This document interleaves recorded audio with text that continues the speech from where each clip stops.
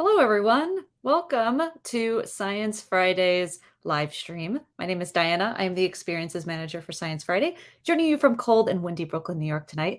Thank you so much for joining us, no matter where you are. Speaking of which, we want to know, where is everyone joining us from tonight?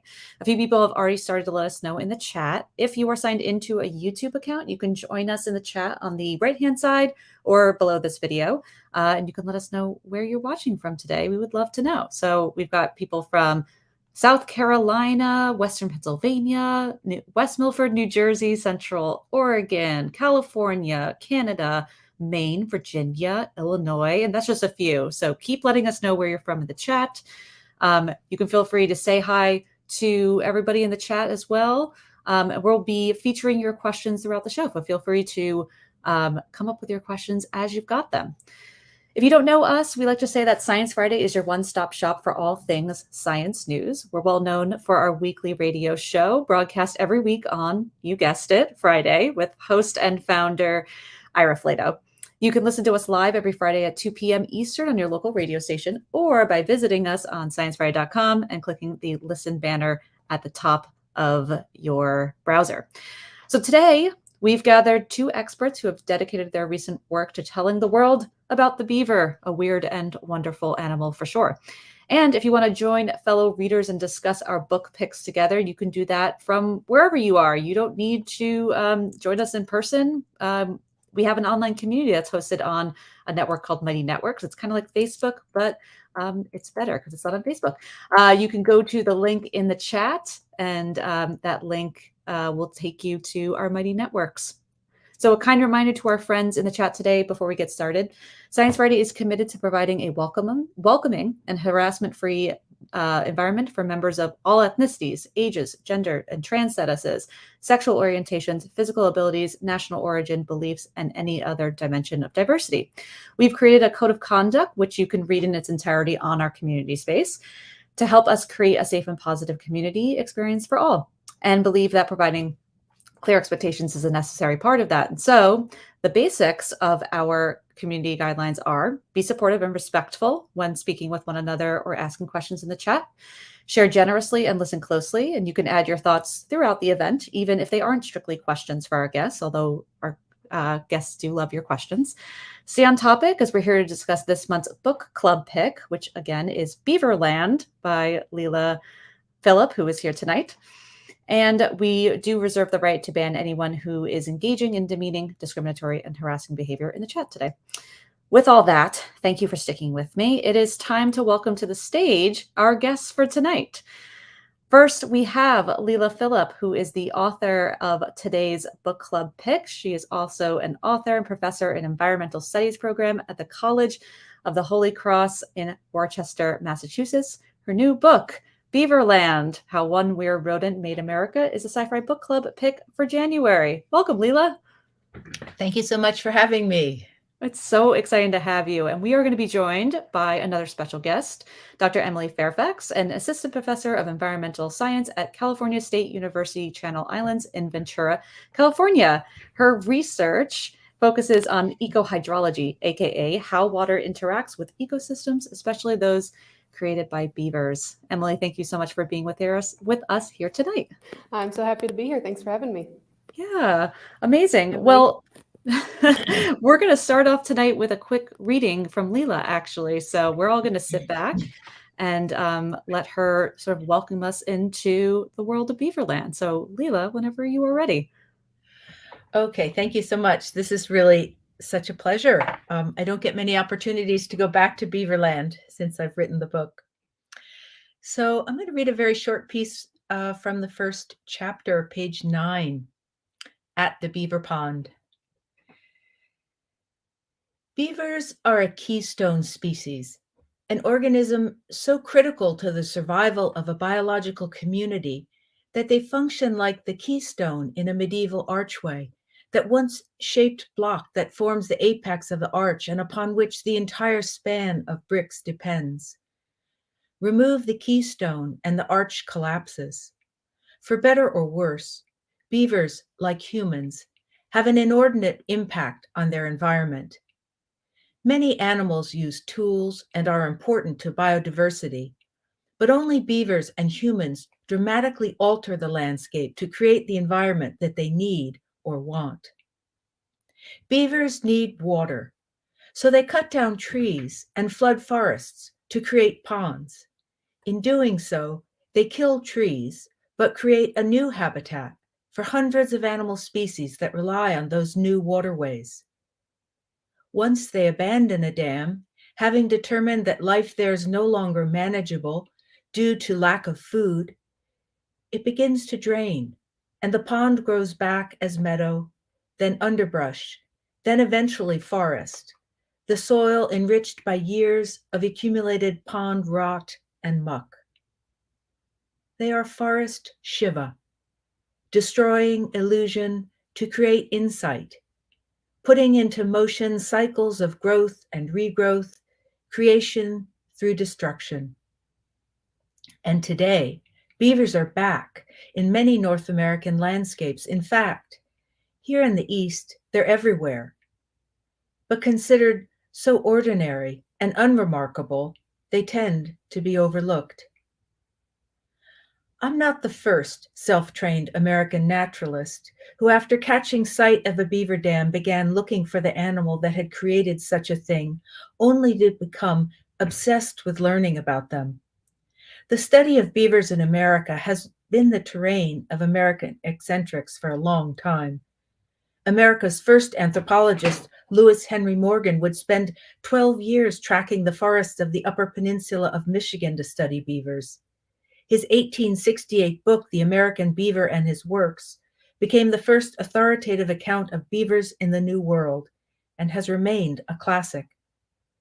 45 years later, the first spokesman for the national forests under Theodore Roosevelt, Enos A. Mills, who wrote In Beaver World, would fall so in love with beavers that it would end his career in government service.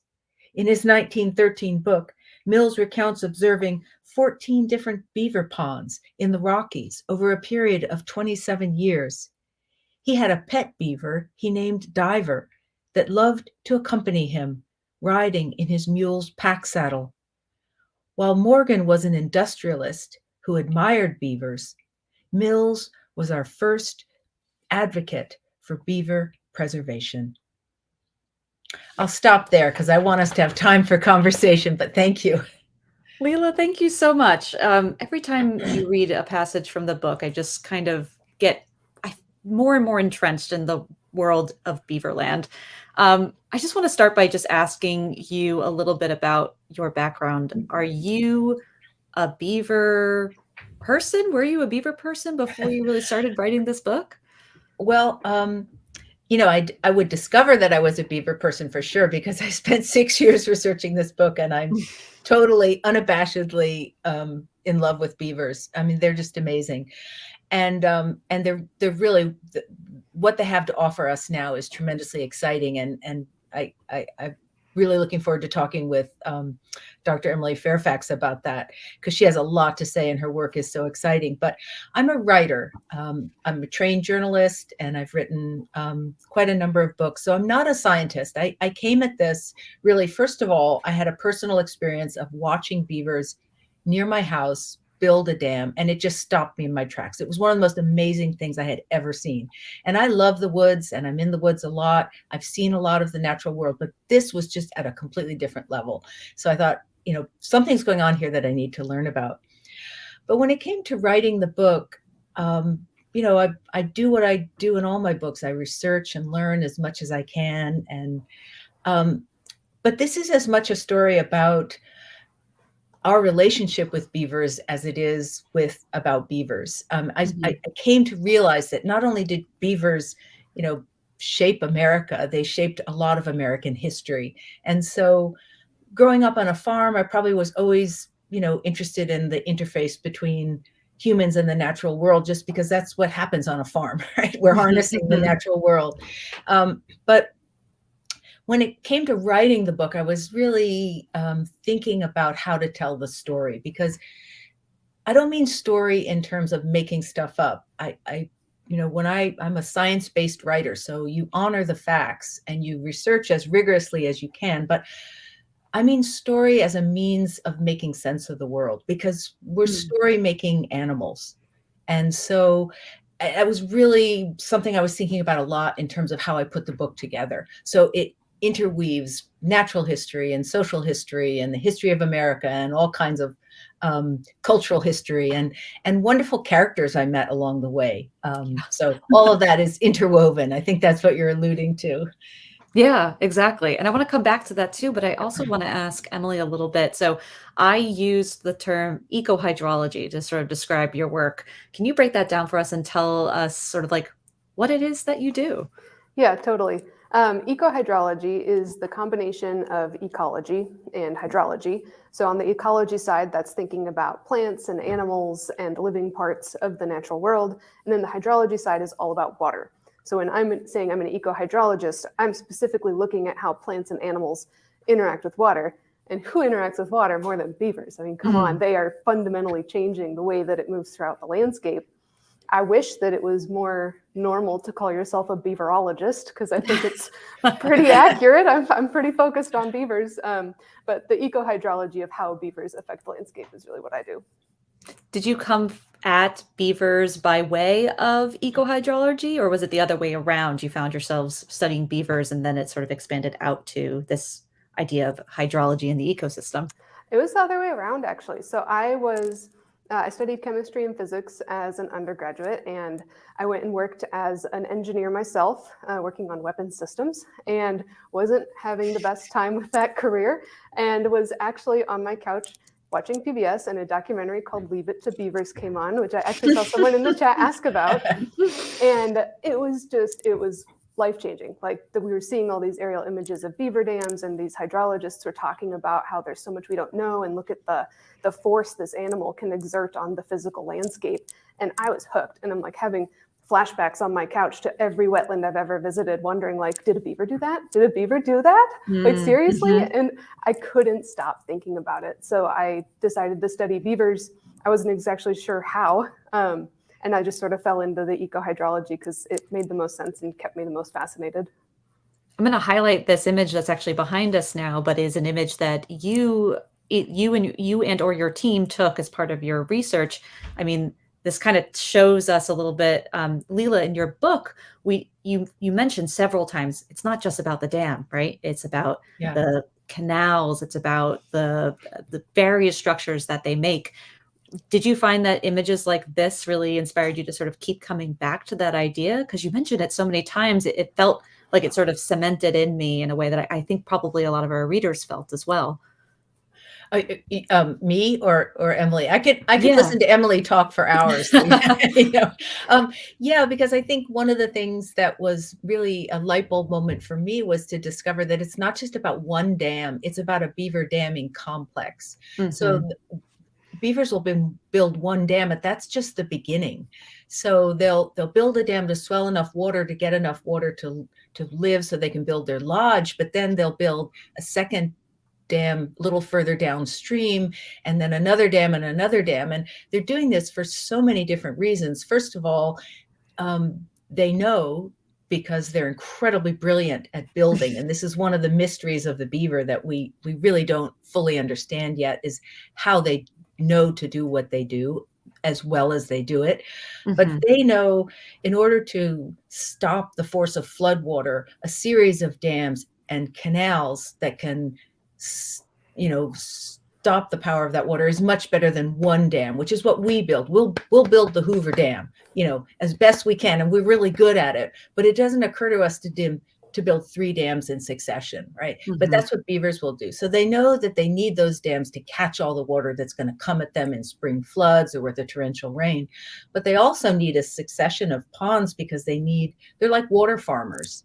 They need aquatic vegetation to live. So they basically need pasture to grow cattails and water lilies and all the food they need.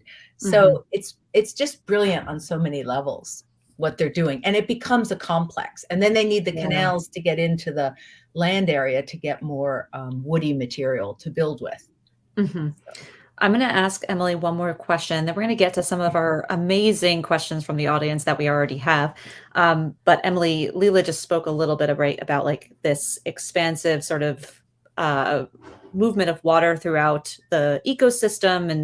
And your research also talks a little bit about wildfires and floods. So these like how beaver dams and beaver ecosystems can sort of affect the effectiveness of both of these natural disasters. Can you talk a little bit about what you have found? Yeah, first, you almost said bevo systems, which I'm like definitely using from here on out. That is awesome. What a great term. But yes, so when beavers slow that water down with these complexes of dams, one after another, and then they route that water out onto the floodplain using these canal systems that the beavers prefer to use for themselves, but that also just work for water in general. What that does is it gives the water time to sink into the soil. If it's just cruising through the landscape too fast, the flow rate into the soil, it's just not going to capture much of that water that comes through. Mm-hmm. But when it has the time, then it can really sink in, fill up this sort of sponge of soil that we have in most of our valley bottoms, which doesn't matter a whole lot during the rainy season. But as soon as you enter a drought period, as soon as you have a dry streak or just your annual summer dry time, all those plants out in the floodplain, if they can't access water in the soil and there's not rain, they start to dry out. And that's when they become the super flammable fuel. And that's what we really don't need more of in most of the American West, especially, but across the nation. Like having these drought-stricken ecosystems is really challenging. And when the beavers are there, they don't become drought-stricken. So if I was going to say, hey, let's start a campfire, and you went out and forged campfire materials and you came back with like this heaping pile of wet leaves and soggy sticks, I would definitely not invite you camping again, because that's not fair. Starting a wildfire. Like there's no fire that's going to start from that. And that's what's happening in beaver ponds. It's just a big pile of wet sticks, which is great for the beavers, great for the ecosystem, not great if you're a wildfire trying to burn everything up. Yeah, in fact, this is one of the other images you sent to us that really, I feel like, illustrates this perfectly. I knew that beaver dams were green, or beaver ecosystems were green, but boy, this really shows you sort of the delineation of how it can just kind of persist. Yeah, it was remarkable visiting this site too, because going into it, I'd seen the satellite imagery. I expected there to be some amount of vegetation greenness, but the satellite images are coarse. You can't tell what those gradients are like between burned and unburned. And then coming here on ground, like the beaver pond, completely unburned in that ecosystem, not even a little singe on the edge. The forest next to it, absolutely destroyed. Every pine tree burnt from roots to tip, holes in the ground where the roots used to be, and they turned into ash. And it's such a sharp gradient. As soon as you go outside the beaver's area of influence, that wildfire just decimated this landscape. And that's incredible to me, because if you're the beaver in this situation and you're sitting in this pond, everything around you was flames. Like this is a big fire, and yet you were still safe. And that's remarkable. Yeah, it really is. It truly is. We've got some great questions from the audience, and so I'm going to start them. Yeah, go ahead. Before we leave, we saw something like this out here in the East last summer. We didn't have such dramatic wildfires, but in Massachusetts alone, there was something like 100 wildfires. I mean, forest fires, where there are usually 5. And you could go into the forest and you would see it looked as if the streams had dried up, but actually there was water in the ground where beavers were. So it wasn't as dramatic as that picture because it looked green, but it still was quite dramatically different. So it's incredible. Yeah. You talk a lot about that in your book too. That was one of the other sort of striking images, is you revisit this idea that just because you don't see a river as you would think of as like a river, like I live near the Hudson, it's huge. There are rivers under our feet, and small rivers that still make a huge difference to ecosystems, and beavers often play a role in making those exist, essentially. We've got this first question from Scott, who writes, you write in the book, Leila, about walking across a beaver dam. We have a pretty substantial one behind our house, and I've been reluctant to try to walk across it. How safe is it, and how can you tell? I want to say before you answer this question, of course, that of course we can't know exactly how safe or unsafe a thing is to do. Probably don't do it. But I would like to pose you this question, Leila. How was that experience for you walking across a beaver dam, and how did you sort of weave that into the writing of your book? Well, first of all, the native woodland peoples that lived around here would traverse the beaver dams and use them as part of their pathway system because it was a handy trail. But they are very slippery and very treacherous because, you know, beavers don't mind if there's a hole and you can fall right into the icy water. I learned very early, always, and I learned this from Herb Sabansky, to carry a walking stick. And so I would really recommend, if you're going to try traversing a beaver dam, make sure you have a stick, because the water can be deceptively deep. And also a lot of times in beaver wetland areas, they can be very boggy. So the mud can really be deep and it can really suck your shoes off. It can be quite treacherous. So be careful. But I think with a walking stick, some kind of a prop, you're much better off. Yeah, that's good I would advice. echo that. I've walked across a lot of beaver dams. The walking stick is absolutely a necessity. If I forget it, I borrow one from the beavers. They tend to make their dams out of them. Yeah. You're going to get wet. You're going to get muddy. The thing about beaver dams that a lot of people don't realize is the side that you see with all the sticks on it is quite steep, and the side on the back is more of a sediment sort of wedge, usually. Yeah. So if you're going to fall, it's actually safer to fall in the pond, because that's not where you have a pile of sharp sticks. That's where you have dirt. Well said. That's the real danger on beaver dam walking, in my experience, is like if you fall on the ground, oof. If you fall on a beaver dam with the sticks pointing up, those are all sharp. So it's more of a puncture issue. Yeah. Ooh, not something I would have thought about. So good advice all around. Well, I have crawled along a beaver dam, full disclosure, when I had forgotten my stick. So better safe than sorry. Totally. But it's a kind of wonderful experience, actually, because you get very close to the habitat. So I wouldn't discourage anybody. Just be safe. Yeah. That's very good advice. Leila, we talked a little bit when we were, we've had a few conversations about your book, and I think I described it as kind of a genre bending experience reading your book, because you have a lot of pop culture, you have lived experience, you have history, you've got science. What was it like sort of putting the book together while still keeping that sort of like science foundation, it seemed like, and history foundation throughout the entire book? Well, it took a long time. I mean, I think the thing that I realized early on was that this book was going to be a journey. I just kept becoming more and more interested in what I was learning about beavers. And I would learn something and think I'm done now. And then I would learn something even more interesting. And I would discover work by people like, Emily right here and others, just this incredibly interesting work. I think we're at an exciting moment in a lot of the sciences that have to do with animal behavior and the way we look at the forest, the way we look at the soil biome, all kinds of things, even consciousness. So I was reading these things and realizing there are very interesting new ways to look at the beaver and American history. We are thankfully re-examining American history with a new lens.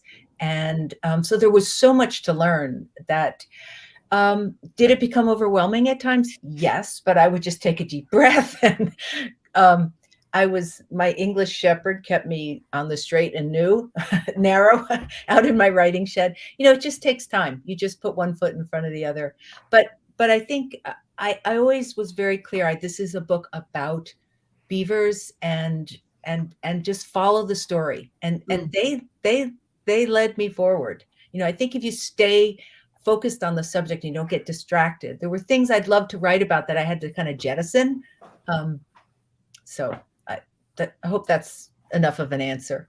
Yeah. I know that writing, because I choose not to do it, is really hard. So, well, it's a journey. I mean, you never know where.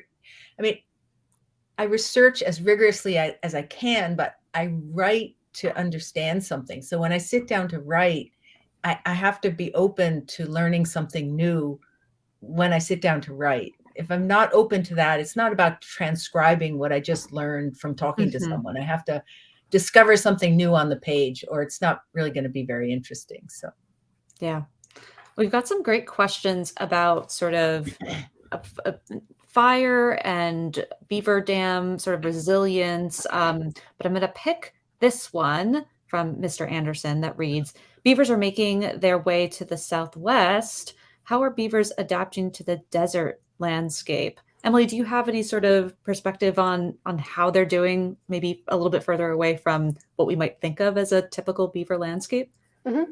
Most people don't think about the Mojave Desert as typical beaver landscape, or southern Arizona, or southern New Mexico, or northern Mexico. And beavers live in and are native to all of those landscapes. That's so cool. They tend to dam and create their wetlands on groundwater springs more often than free-flowing streams because the precipitation there is so limited. So one thing that we have to think about as people when we think about Southwest beavers is we also extract from the groundwater system. And so we can unintentionally dewater some of these beaver habitats if we're not careful. But they're thriving. I mean, there's tons of dams in Victorville, California, which is the middle of the desert. And it feels surreal when you walk across dust and sand and it's 115 and then there's this beaver pond in front of you and it's green and it's cool and it's like you're transported somewhere completely different, a different planet. So the beavers can definitely handle hot temperatures, dry places. They just have to be more strategic about where they're building and be mobile. Another kind of cool fact is that they are more isolated in these areas since there isn't streams connecting all of their different ponds to one another. People sometimes wonder, well, then how did they get there? Like, why are they there? Do people just drop them off? And the answer is no. What they do is that whenever you have these historic rainfall events, like huge atmospheric rivers like we just had out in California, or that giant rainstorm that hit Death Valley a little while ago, you reactivate all these paleo channels and 100,000-year floodplains, and suddenly there's streams all over the place. And to a beaver, that's an opportunity to disperse to new lands. And so they take off from the mountains down to the deserts. They go all over the place. It's remarkable. Like, they're bold with their dispersing. And then they settle and they find groundwater and they make it work. And then we have desert beavers. That's amazing. They really are. I mean, Leila, constantly in your book, you describe them as sort of like the other builders of the natural world, right? But Emily, you just described them sort of, finding new purchase. And so I did want to mention this particularly interesting moment in time. Leila, I would love for you to just tell us a little bit. You mentioned it very briefly in your book, but can you tell us just a little bit about, what's happening here? I mean, this is an example. I could have written a whole book about beaver reintroduction programs because it was, beavers, among other things, are one of the greatest conservation comeback stories of the 20th century. And there's something really to be happy about among all the difficult stories we have, because smart policies at the right time brought beavers back intentionally. So out here in the East, 1904, 1905, beavers came back to New York, Connecticut, and throughout the East. But this is 1948 in Idaho. And the first beaver to come back, they codenamed Geronimo. And they parachute dropped 70 plus beavers into the Idaho wilderness, areas they couldn't figure out how to get them there except by plane. So they designed these special crates that would, break open upon impact. And, they swore that the beavers were fine. I don't know how scientifically they studied how they made out, but I think the beavers were okay. And it's just a kind of a wonderful example of how I think much intention went back into the reintroduction of beavers to the landscape. But I want to just loop back to what Emily was talking about, because I think we have this idea of beavers, because they're rodents, as being, they're so kind of ordinary. They're ignored a lot of the time, or they're considered unremarkable. They're so unremarkable, they're remarkable, I think. I don't know how to explain it, but they really are very bold. And in Alaska, they've been seen like climbing mountains to get over into places where they want water. If they want to get somewhere, they'll get there. But just very quickly, I cite this 18th century Jesuit humanist, Mexican, who saw in beavers a vision of social utopia because they worked communally. So there were certainly enough beavers to be observed, in that part of the world. So yeah. We've got another question here from Adele, who writes, would either of the experts have a comment about the relationship of beavers to other species like wolves or others that live inside their lodges? I want to take this opportunity to actually show this image, which Emily is from your research. And so I'm just going to rearrange us here so we can see both of you. And so it might be kind of hard to see, but we've got moose sort of right here on the edge of this beaver pond, and then a whole herd of cows in sort of the middle of this one. So it's definitely not just wolves, but can you tell us a little bit about sort of, how beavers sort of interact with all of the species that they kind of are surrounded by? Yeah, so I would describe beavers and wolves as frenemies. Wolves love to eat beavers. It is such a delicious food for them. It's very high in calories and fat and protein. So they're going to eat beavers when they can, which doesn't sound like something that would be involved in the term frenemy, which is part friend. But what the wolves also do is they help move the big grazers around. So they help keep the elk moving, they keep the deer moving.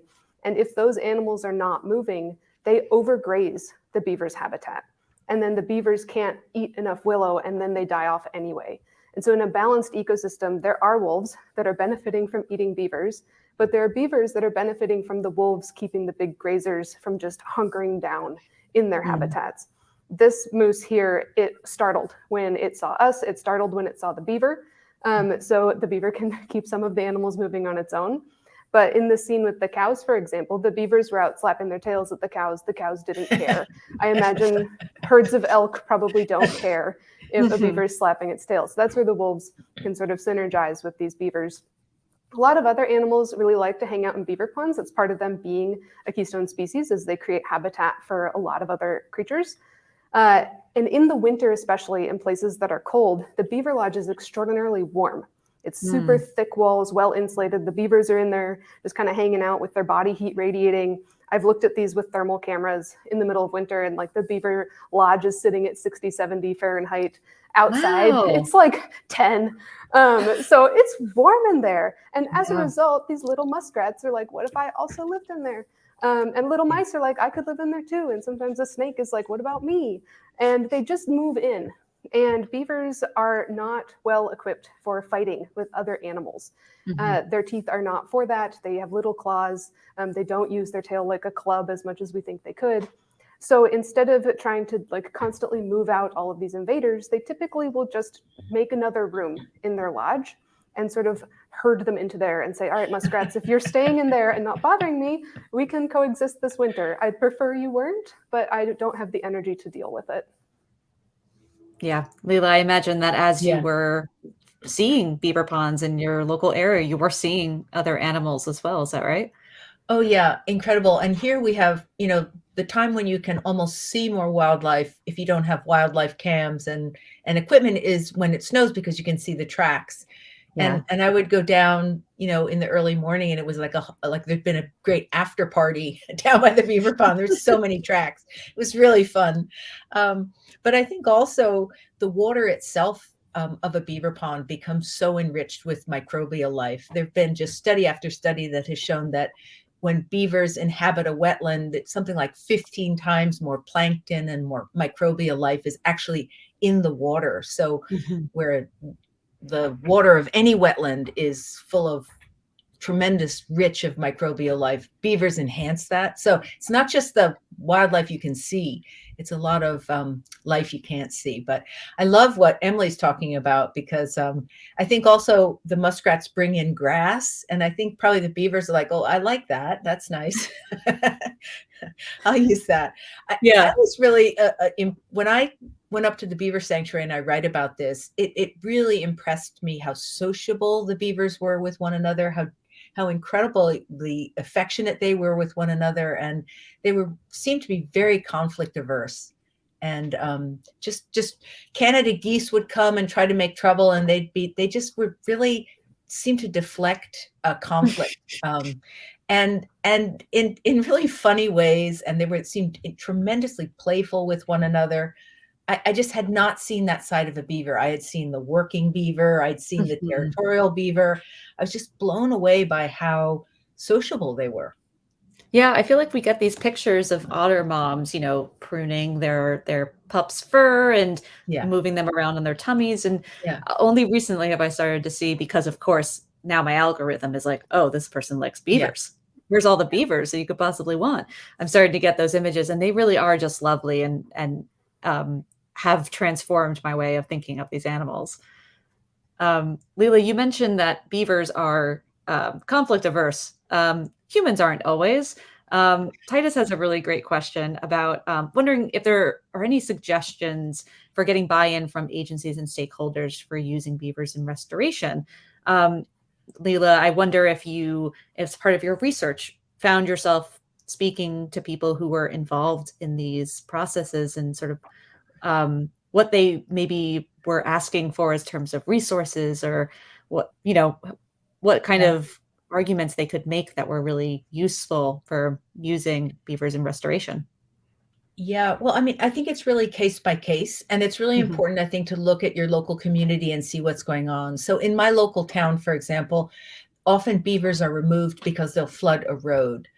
mm, So if we want to make progress here, we talk to the local highway department and say, look, instead of taking the beavers out, can we get a pond leveler in and manage the water that way? Can we mhm, protect the culvert with these new devices that are really shown to work now? These trapezoidal shaped devices. So I think identify if beavers are creating a problem in your community. What is it?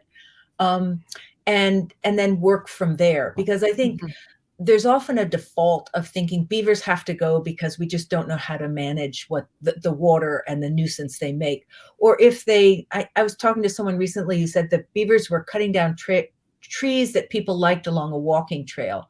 And it hadn't occurred to them that they could actually protect some of those trees with mhm, mhm. wire, with all kinds of things. And so I think there also, I would just very quickly say there are thing, uh, organizations like the Beaver Institute here in Massachusetts, the Beaver Coalition out in Portland, Oregon, um, growing number of organizations that are wonderful resources for information. They have information for uh, on-site information, how to help get um, kind of stakeholder information or lobbying information. They're great resources. So I would encourage people to go to those places because they're all set up to help communities, municipalities, um, companies, landowners, etc.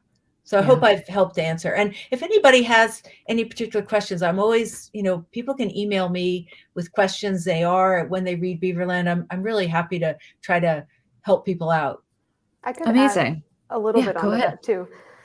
California, where I am, was not always a fan of beavers. We, as a state, didn't really acknowledge that they were native for a long time. Mhm, And then once we did, we were still like, well, but it's still a big rodent, so we don't really like them. And through a lot of people working away at a lot of angles with the different agencies and stakeholders, we suddenly had this huge pivot. And now we have a state funded beaver restoration program, and it's a Yeah. big deal, and people really care. And in my experience, being part of that process, a lot of it was there are people that will never like beavers, and you can't get them to. Their grandparents shot beavers, their parents shot beavers, they shot beavers. It's not like, even if they don't do that anymore, it's not in their upbringing to like these animals. And in that case, mhm. I really try to focus on what they do like. And for the hunting community, that's a lot of times been ducks. There's this ridiculous amount of ducks that visit the beaver ponds I'm studying and have instrumented. I've never seen so many in one place. And I even see the bobcats at this site eating like a duck a night, and it doesn't seem to affect the population. So I'm like, do you love duck hunting? Do you love bird watching? Do you love any of these kinds of things? That's what the beavers can create for you. Let them do it. What's the worst that could happen? If you don't like it, then destroy it later, but like give them a chance. Same with fishing, like outstanding fishing in beaver ponds. When I lived in the Rocky Mountains, I would find field sites by asking my fisherman friends, like, where would you say is the best beaver dam? And they're like, oh, Mm, this one's great for fly casting off of, like you're not going to catch in any brush. And building off of the things they care about I find gets that little bit of momentum and trust going, so that I then can say, you know, this is great for all the ducks and everything. I'm so happy that this is a better site for you to do recreation. Did you also notice how when we had that drought, it didn't affect this area? Like, that's because of the beavers. And so really just like coming in from a less assertive angle. I'm probably the most assertive beaver person there is.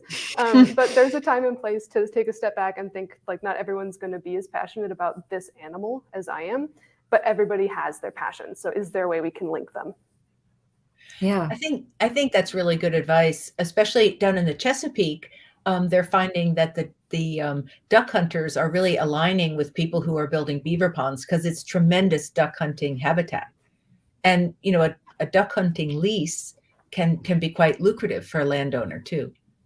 Yeah. So anyway, I think all these things, and these organizations have a lot of information and materials about this as well to help solidify it. So great Yeah. question though. So, Leila, we have just a few minutes for a few other questions, but one of the things I wanted to ask you about is we spend the first few chapters weaving in and out with a trapper that you met that lives close to you, and his name is Herb. And we spend some time with people who identify as hunters and trappers and learning a bit about what it's like to live with these animals as someone who also, uses them for either subsistence or actually trades beaver fur. So I'd love to ask you a little bit about, like, what was that experience like, and why was it important to sort of include in a good chunk Uh-huh. of your book? Yeah. Well, that's also a really great question. So it was important for a number of reasons. First of all, when my own beavers disappeared, the beavers that I've been watching and fallen in love with disappear, it was actually this fur trapper Herb who helps me actually track down initially the mystery of what happens to them. And it was the fur trappers in my community that knew more about the beavers than anybody. So I realized that they had this body of knowledge that was Hmm. that I really could learn from. And I learned a great deal about the animals and about where I lived from going out with them. But I think also on a whole other level, initially I was very intimidated by this community and entering this world. And initially I thought I really didn't have anything in common with many of these people, particularly with Herb. And it was quite amazing to me to realize that I had a lot more in common than I realized, and to cross over that divide, that sort of traditional rural urban divide. And I Mm. learned so much from that. I really wanted to share that with readers. And also, it was a way of talking about the historic role that trappers and hunters, well, actually, more hunters have had in the North American wildlife model, which is Hmm. historic in this country. It's very American, but it has a long legacy here. So hunters and conservation go way back in our country. So I wanted to include that. Yeah. Emily, do you find that in just talking about your work casually, if someone says at, a meeting of some kind, what do you do? And you say, I study beavers. Well, first of all, do you say that? Or are you more of like, I'm a Oh, research no, scientist? I go straight to beavers, 100%. Do you find people have a personal connection that they're excited to, like, talk to you about with beavers, or people more like, oh, that's so interesting. I know nothing about beavers. Tell me everything. It used to be more of the I know nothing, tell me everything. Mm, It could have been who I found myself talking with more often, or it could have just been a product of the time. Lately, it's been a lot of personal connections all over the place. And it's cool for a lot of reasons. One, I love talking about beavers. I love hearing about beavers. Like, I just got a conversation with someone who wants to let me talk about beavers. This is awesome. Yeah. But also, you learn a lot in those conversations. When I moved out to California, I was trying to figure out where the beavers were in the county I live in because I couldn't find them, and I'd never encountered that before. And like, I know that there's beavers in this area, so where are these beavers? And I was giving a talk at a public library, and an older gentleman comes up to me and he tells me, there's no beavers here anymore. The last one was in about 2000. I saw it. It used to live in this place. You can go look in the habitat. I paddle these rivers. I hike them all the time. I haven't seen them since. It's been a declining population. Nobody has written that knowledge down. It came through mm, somebody being excited and talking to me about beavers. And so I am very intentional. If someone has a story to tell me, I'm listening, because one, it's polite. Two, I enjoy it. And three, sometimes it's incredibly valuable information, and confirming to them like what you have in your head is like scientific information. That's incredible. Can I write this down? Can I include this in my research? It's been really cool building out my science that way. I love that. And it seems, Leila, like that's how your work evolved too, is just going out meeting all different kinds of people with experience with beavers. Yeah, and I think it's kind of, we're talking sort of about, the citizen scientist, and I think it was at some point really interesting to me to actually look and say, who had looked at beavers before me? And when I really leaned into that, it was surprising to me to see how many American naturalists had actually been interested in beavers, and also how many people had actually written about beavers. And we also, this is a whole other topic, but we've had an interesting kind of ecological amnesia about beavers, because in 1913, Enos Mills wrote this fantastic book where he basically wrote about the kind of environmental restoration that's happening now. And he said beavers could make America beautiful again. So he was pretty prophetic. He could see the early, deforestation that was happening and say, beavers can have a role in repairing the river system. But nobody was paying attention to him at the time. Yeah. And his book was pretty much forgotten. So it was really important to me to include those writers and document them in the book. And people like Dorothy Richards, who in her day were kind of considered so eccentric. Which I'm going to show a photo of her real quick. Yeah. I mean, she was eccentric. Like we have to just own it. And many of her practices would be discouraged now, but she intuitively, I think, made a lot of discoveries about beavers that are now being reinforced by the science, because now we can send a robotic beaver out with a pod of beavers and document the things that she was recording, but people were saying she was too close to them, she was too emotionally connected, so they were sort of half discounting what she was saying. Plus she was having tea with her beaver, which is a little bit hard to get over. So yeah, exactly. But I still think it's really interesting because she was the first to really say beavers have an emotional life. And now, there are whole books being written about animals and their emotional lives by scientists, but because she was just an untrained American naturalist, people said, oh, you don't have a perspective. But she recorded a lot of things about beavers that are now being documented that are really interesting. So her book, Beaver Sprite, is really fun to read, about her life with all these beavers in the southern Adirondacks. At one point she had 14 beavers in this tiny house. It was just crazy. That's on my list if I can find it from my library. It seems I'm going to be recommending that book every few weeks just to my library to see if anyone picks it up. We've got time for one more question. I really like this one from Robin. It's a little long, but I'm going to read through the whole thing. So it seems beaver have some momentum currently, but there have also been many strong beaver believers over the years, like we've been discussing. And yet there's still some room for beavers to expand their reach, to get close to historic impact. So Robin's question is, do you think this era of beaver fever is different? And if so, how, why, and what's changed? Leila, I'm going to let you answer that one first. I think it is different because I think there's enough momentum. I think, for example, if you just look at Beaverland, Beaverland follows two other really good books on the subject. Once There Were Hats by Francis Backhouse up in Canada, and Eager by Ben Goldfarb. So now anybody reading about beavers has 3 books to go to, and they're very different, but they really, that's more of a body of information, right, in book form. And then I think the science has gone forward so much since 2008. And I think government agencies are really catching up. I think it's really significant that you have, say, this study that I cited in 2021, where you have the municipal sewage department in Milwaukee helping fund a study because people are recognizing that they're going to save money. If you have a storm coming, you put shutters on your house. I think people are starting to realize we have millions of highly trained furry engineers who are out there. They can work for us for free. And you know what? The light bulb is going on. They're going to work for us for free. And I think the minute people start to see that they can save money. The little local town that sees that they're going to save money putting in a culvert pipe instead of hiring a fur trapper every year, that it actually costs less to do that, then the culture shifts. So I think we really are at a tipping point.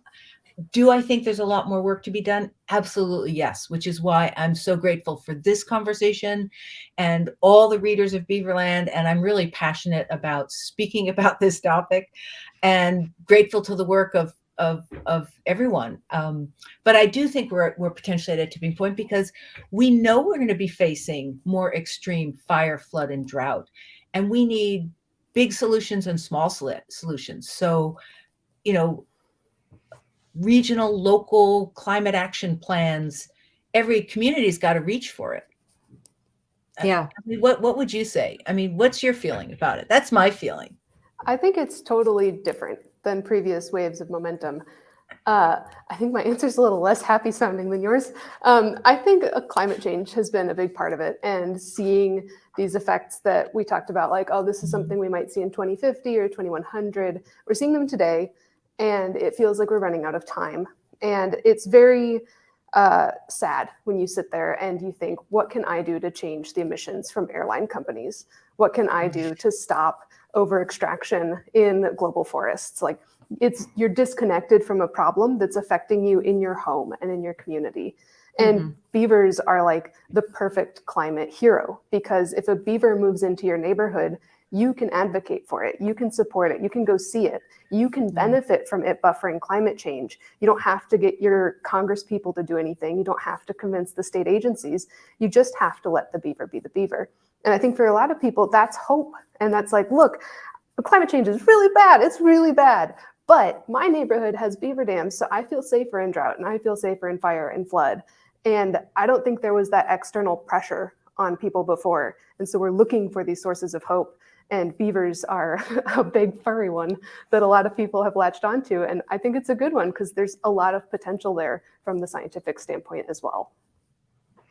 And if I say one other thing, I think, Jane Goodall used to talk about the need to look locally to make change. And I think there's a real wisdom in that, because if you think of one small thing that you can do, keep one beaver in your backyard, there are other things as well. I think it sparks other things as well that maybe we haven't thought of yet, in addition to beaver. So I think it would be Pollyanna to think that beavers are going to solve all our problems. They're not. But I do think that when you can take action, it empowers you to feel like, well, what's the next step I can take? And that's how we have real hard times already happening and ahead. And so I think stories of hope and resiliency are really important for our collective future. Well, thank you you both have I think added to that discourse of hope and resiliency, specifically about the beaver, but also about your work. So thank you both so much for being here to do this event with us, to talk with us, Leila, about your book, and Emily, about your work. It is just such fascinating stuff. And it has been just such a pleasure to be here with you both. Thank you so much for being here. Of course, this is awesome. Thank you so much. Thank you, everyone. Yeah. Again, we are Science Friday, and this event has been part of the Science Friday Book Club. And so if you want to join us while we finish up Beaverland, or as we move ahead to our next book next month, we are reading The Ministry for the Future, which is a book by Kim Stanley Robinson. It's great. And we're actually going to continue those conversations about climate change. So if you're interested, sciencefriday.com/book club is a great place to start. And if you want to find out more about this book club and join us as we wrap up Beaverland, sciencefriday.com/Beaverland is your place to do that. So Leila, Emily, thank you again so much for being here. Audience, thank you so much for your amazing questions. And we will see you next time for the Science Friday Book Club. Have a wonderful night, everyone. Good night. Bye.